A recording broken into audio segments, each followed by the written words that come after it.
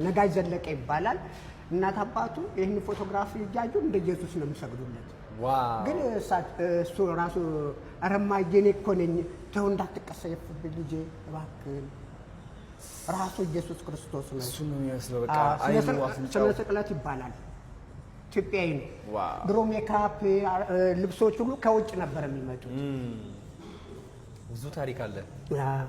የሚልኩስ ናቸው ነው አይታየኝም። እዚህው በጣም ደስ ይላል። ላይ ጸጋይ ሎሪ ጸጋይ ሳቸው ናቸው። ዋው!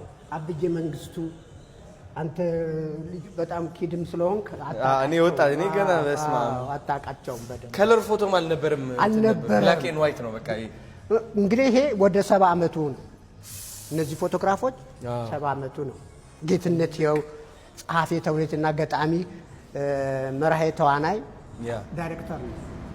ወደ አማርኛ ሲተረጎም መርሃ ተዋናይ ይባላል። ኦኬ። ጌትነትን ያውን በቅርብ መኪና ተሸልሟል። ዋው! ሰምተህ እንደሆነ አልሰማሁም። 68ኛ አመቱ የተከበረ ጊዜ የዛሬ 15 ቀን መኪና BYD ተሸለመ።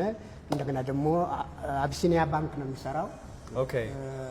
እንትን ነው ምንድነው የፒአር ውስጥ ነው። ኦኬ ናይስ። እነሱ ደግሞ 5 ሚሊዮን ብር ሸለሙት። ዋው! በጣም የሚገርም በቃ አልቅሶ ደስ ይላል ማለት ይሄ ተሸለምነው ነው እንግዲህ